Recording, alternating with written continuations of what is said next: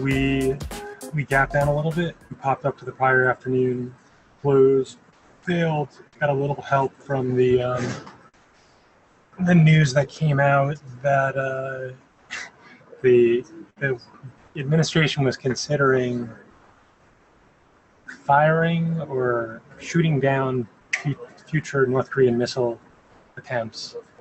I have no idea if that was just the administration floating a trial balloon or whatever, but it did cause that initial drop here. And then we had a second leg down, down to about 233.20 or so, which kind of corresponded with the prior day's morning pullback after moving higher. It was a little bit lower. But after the bottom was in, we held this area for about a half an hour and then broke back to the upside. So it was pretty clean overall day in terms of kind of things you're looking for. If you're a short-term trader, likes to trade the SPYs or the E-minis, you got to pop back up into a resistance area in the morning. You got a move down from there to a key level from the prior day. When we traded through it, we then stabilized in a tight consolidation and then broke back to the upside, back up to the 234 level. So you can see we're gapping up this morning to this area that's been resistance for the last few days. But certainly does look like the market's trying to do some bottoming action to the 30-minute.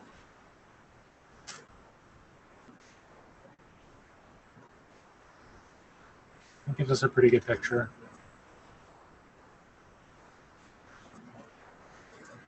And if we get back into, we kind of have this range here from 236 down to 234.5. Again, this support at the bottom of the range we used as resistance yesterday, the short. So it's key. Obviously, if we start to hold inside of this range again, it brings the 235.80 to 236 back into play where we failed 3 days in a row. So what I actually like about this market from a trading perspective is the SPYs have really started to loosen up the last couple of weeks. Good 50-cent to dollar moves off of levels where you can see from the prior day or prior 3 days. And, even when it breaks down below a low here, below the support, with a big gap down, it drives right back up and you can kind of see how it behaves at the prior support. It holds it and then breaks to the upside. That's a long as well. So pretty clean. So certainly much better than we were seeing before that in terms of just really tight every day, not catching any good intraday moves. On the IWM side,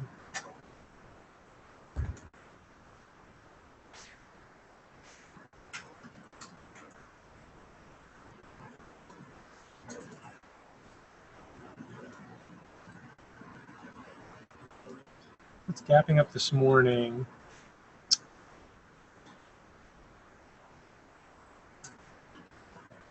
Almost to 136.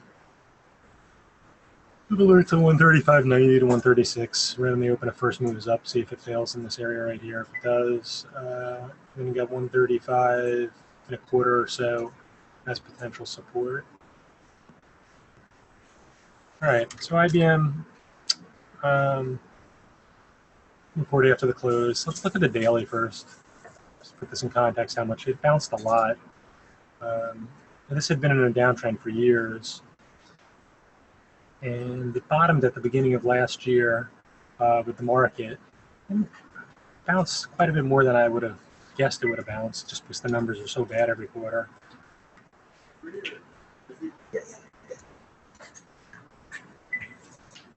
And so it's fine that it bounced here from 2011 lows, but figured it would maybe stop in this area.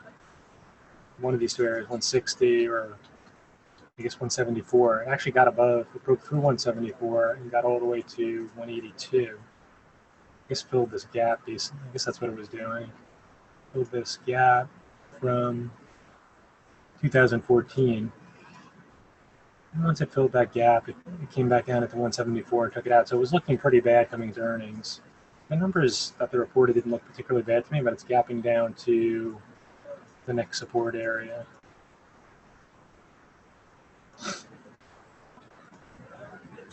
It's a tough one. I mean, it was the buyers were in control here, consolidated for a while, then they were in control again. The sellers just started to take control again from the buyers, but it's still technically in an uptrend.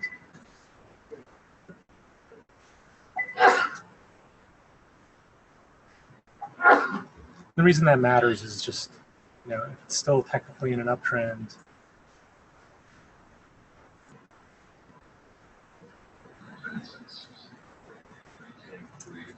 If it closes below 160 today, or let's say even below 164, it'd be interesting. All right, so let's zoom in and see if we can just kind of spot what's been going on since they reported. So they reported the number, immediately went to 164.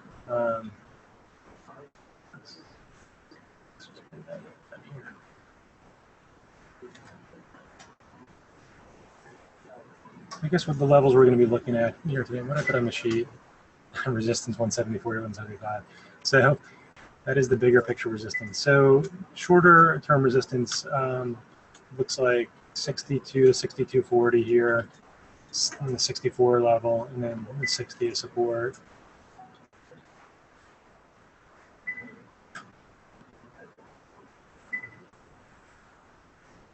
And you can see it in the after hours, actually, when you zoom in on it. It came into 64, tried to bounce here. I can see why people are trying to play for a bounce. Again, the numbers, they missed by 1% on the revenue. It's not like the stock was trading up at 175, 180, up at the highs. So anyway, this bounce attempt failed. Took out 163. Sellers were in control all the way down to 160.80. Now we're kind of just testing that 160.80 right here in the pre-market with 162.30, 162.40 resistance. I guess kind of where it broke down a little bit in yesterday's after hours from. So we'll use this area right here to judge if the sellers are still in control. For buyers are trying to push it back up to the 164 to 164.5. From a pure technical standpoint, you want to play it off of the short from this area here. At that point, it's still down 3%, which is not insignificant for a very, very slight miss. What I'm saying is, even though you would look to trade it for a short right here, it wouldn't surprise me if some people decided that it was worth buying.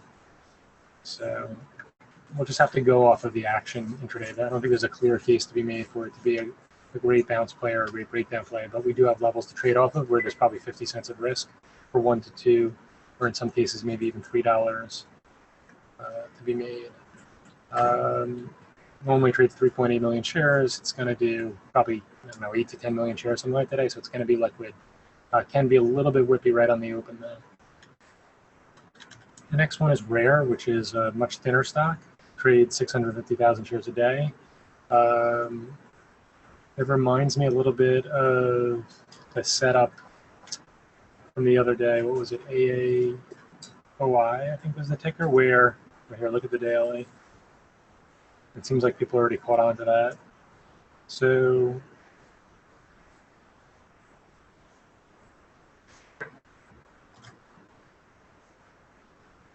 this one just broke down out of a big trading range, I guess 68 to 88. And they crushed it down to 57 the other day. So there's a lot of people who got in here between, say, 62 and 58. So the same way we talked about that stock a few days ago, where had some news, was gapping up, there's going to be people interested in taking profits. And think about it, back in the pre-market, I think it was all the way up here. Let's take a look at it. So you get all these people who are buying into this pullback.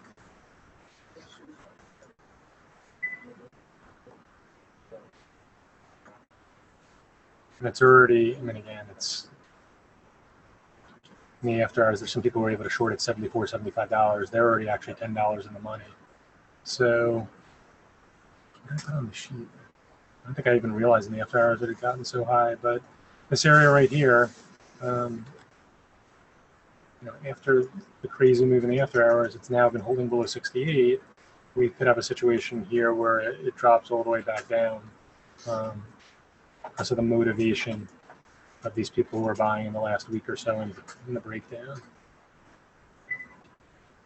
So you can see kind of the picture where they started buying. So it broke down, it had come down here from the mid 80s to 70. In the 70s, people were buying on this day. This after hours, something happened here. It was all the way down at 66.5. Maybe there was some news leaked or something. The next day we came in, and then it just kept on trending all the way down to this low, and then just kept on going. So there's a lot of people long in below $60 even. And then you got all of these people who are buying here in the 68, the 66 range. So most people are going to be motivated to sell it in the high 60s to $70 here. And even the people who got in the low 70s might want to. So you got a lot of things in its favor to push it all the way back down. You want to be a little bit careful because it's a thinner stock. It's already traded 170,000 pre-market.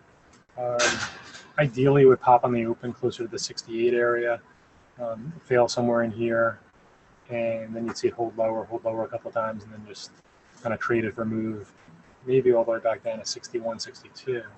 I put on the sheet 64, 65 as kind of a first target area right here, if you're shorting it here. It seems like a low probability that it'll get back up to 72. The way that you would look at that, though, is if they bought it right on the open, it came up here, held, went up to 68, and then held here for a little bit, and then broke to the upside. And if that happened, you'd play it for a move to 70. So again, I think the way people are positioned coming into this, it's set up to be a profit-taking situation, but we'll pay attention to the price action for the first 30 minutes or so. And then LRCX, incredible earnings guide. They beat by a lot. The guidance was unbelievable. The only thing that this thing has going against it in terms of it not being a long all day is just the trend. It's now trended up from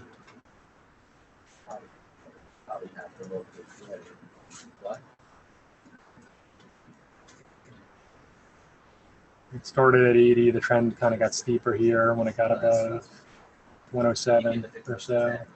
And now it's gapping 133 bid. So it's kind of riding. You can kind of see it rode the wave at the top of this channel for a while before it had a pullback recently in the bottom of the channel. But in terms of the numbers and the guidance, they're unbelievable. But 107 to 133, a 20+% move. It seems like some of that raising guidance beating numbers has been anticipated for the last couple of quarters. So you can see the initial reaction was wild. It went to 132, then down to 128, now 132 again. So I mean, I would say it's having trouble 133.70 to 134 here. You play it on the short side to 132, and then you kind of see what happens. You can always switch back to long if it holds above the after hours high from yesterday. And if it gets into one of these situations where it kind of just tanks through and then it has a meager bounce, you're in a spot to capture the move back down to the prior high. And that's where you would think more people might be interested in buying at 130. So this one normally trades 1.3 million on a busy day. Sometimes it does 3.7.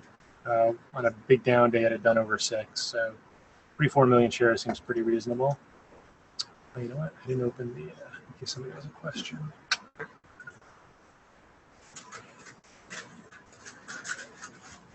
All right, I open the chat. CAH. So CAH. It tested the long-term support a couple of times, once in the morning, and then it bounced about 90 cents. Once in the afternoon, people thought it was going to roll over again.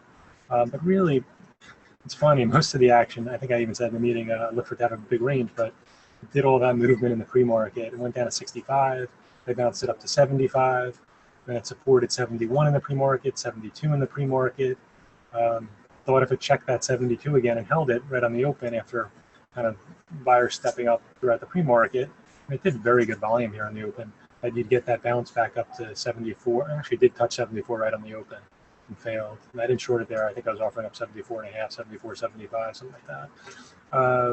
But did touch 74 and then just moved sideways the rest of the day.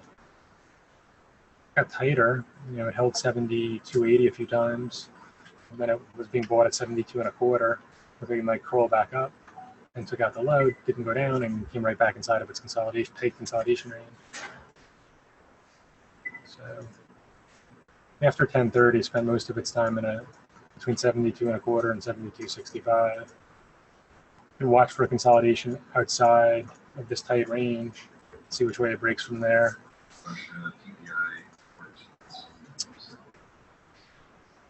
The next thing is Netflix. So Netflix did have a huge bounce in the after hours in the pre-market. That was the high, and they did take profits. Here was the after hours, 149. Touched it in the pre-market. Back up the truck. It first move was down on the open to 145 or so. Then it had a second move, which was much slower, to 144. Had a pretty good bounce. I think we talked about 144 in the morning meeting. That's where I was pretty much long from. Sold some into 145.5, 146. Wasn't really watching that closely. It came into 44 again. I had a bid there, then got stopped out immediately. Went down to 42, and the sellers maintained control. So here's the 30-minute. We should zoom out and just say, from a big picture perspective, it's just kind of back inside of where it was coming into earnings.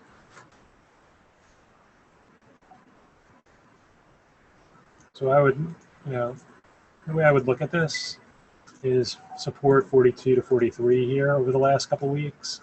Resistance 145 to 146. And continue to play, fade into this area here, fade into this area here, 45 and 30 to 46. And if we ever get a close above 46 or below 42, that would be something I would pay attention to. I wanted to just check back into Tesla. We haven't looked at that in a while since we had the big breakout. So it's been a really good trading stock since it had the big breakout.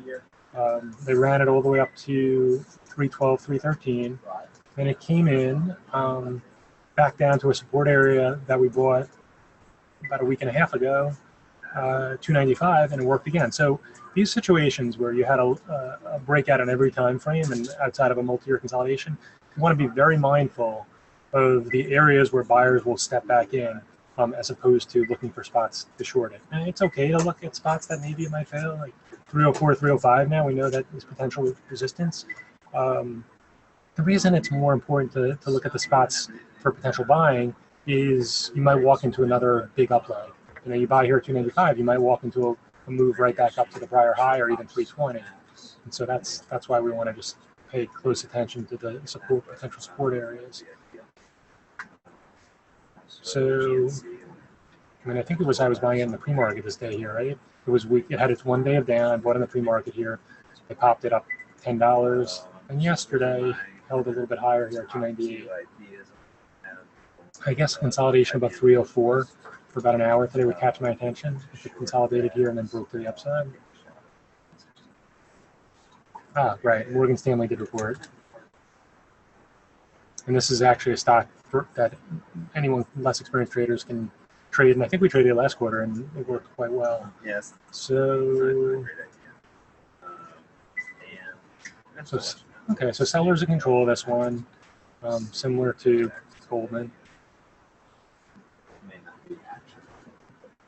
When it gapped up, it looks like it was already sold from potential resistance areas. So the way you look at this is, it's in a downtrend. It gaps up to spots where you look to short it in this area here. It's already below that.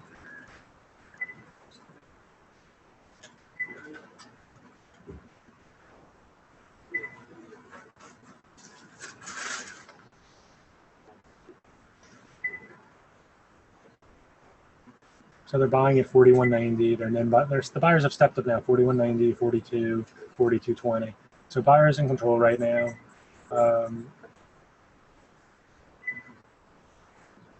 There's some upside here. So there's some upside probably to 42.70 to 43. And thanks for including the numbers there too. The numbers are actually much better than Goldman's numbers. So, buyer stepping up, okay to be long, maybe you're long already. Stay long until it breaks this little uptrend. Use 42.5 as the next potential inflection point.